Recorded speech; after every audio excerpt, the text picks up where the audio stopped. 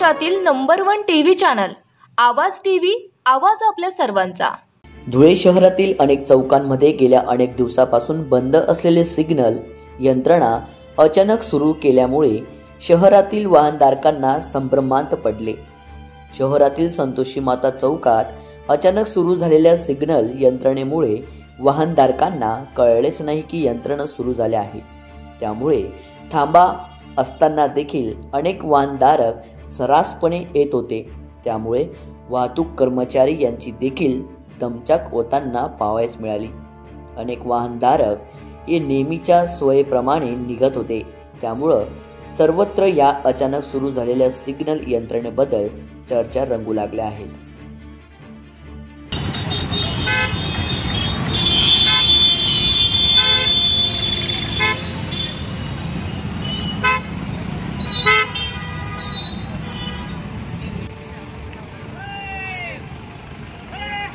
अरे